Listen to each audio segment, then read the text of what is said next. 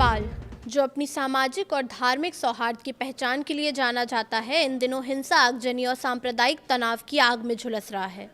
एक धार्मिक यात्रा से शुरू हुआ विवाद अब कई शहरों तक फैल चुका है।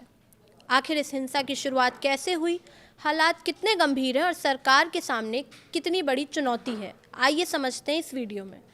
नमस्कार, मैं प्रिया श्रीवास्तव और आप देख रहे हैं न्यूज़ 18।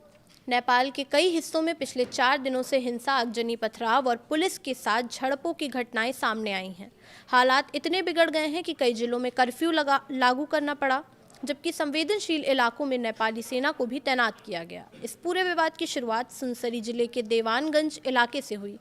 स्थानीय लोगों के अनुसार बोलबम यात्रा के दौरान हिंदू श्रद्धालुओं और स्थानीय मुस्लिम समुदाय के कुछ लोगों के बीच विवाद हो गया। स्थानीय स्तर पर यह आरोप भी लगाया गया है कि मंदिर की सार्वजनिक भूमि पर मुहर्रम के अवसर पर लगाया गया झंडा हटाने को लेकर पहले से तनाव था। हालांकि इन आरोपों की स्वतंत्र पुष्टि अभी नहीं हुई है। बताया जा रहा है कि रविवार रात जब बोलबम यात्रा उसी मैदान से होकर गुजर रही थी, तभी विवाद बढ़ गया। इसके बाद दोनों पक्षों के बीच पथराव और झड़पें हुई। हालात को काबू में करने के लिए पुलिस ने बल प्रयोग किया, लेकिन हिंसा यहीं नहीं रुकी। देखते ही देखते ये तनाव सुनसरी से निकलकर नेपाल के कई अन्य शहरों तक फैल गया।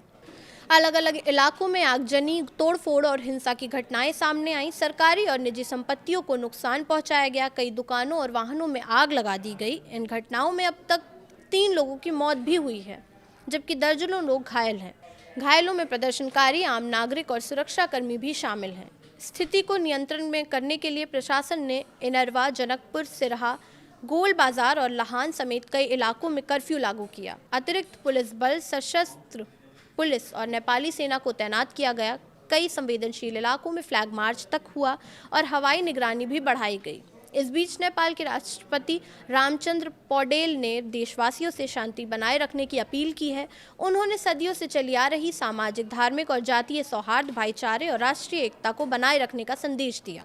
दूसरी ओर पुलिस और प्रशासन की कार्यप्रणाली पर भी सवाल उठ रहे हैं। विपक्ष और कई स्थानीय लोगों का आरोप है कि शुरुआती दौर में समय पर और प्रभावी कार्रवाई नहीं होने के कारण हालात और बिगड़ गए। हालांकि सुरक्षा एजेंसियों का कहना है कि हिंसा फैलाने वालों की पहचान कर उनके खिलाफ कार्रवाई की जा रही है। राजनीतिक स्तर पर भी सरकार दबाव में है।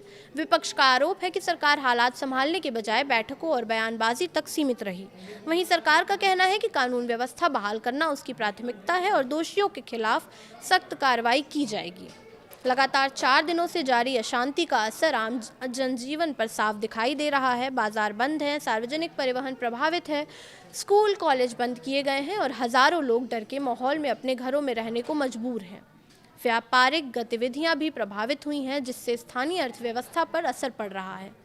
अब सबसे बड़ा सवाल यही है कि क्या प्रशासन जल्द हालात पर पूरी तरह काबू पा सकेगा, या क्या नेपाल अपनी सामाजिक एकता और शांति को फिर से उसी मजबूती के साथ कायम रख पाएगा। आने वाले दिन इस पूरी घटनाक्रम की दिशा तय करेंगे। फिलहाल इस वीडियो में इतना ही। ऐसे ही और वीडियोस के लिए देखते रहिए न्यूज़ 18।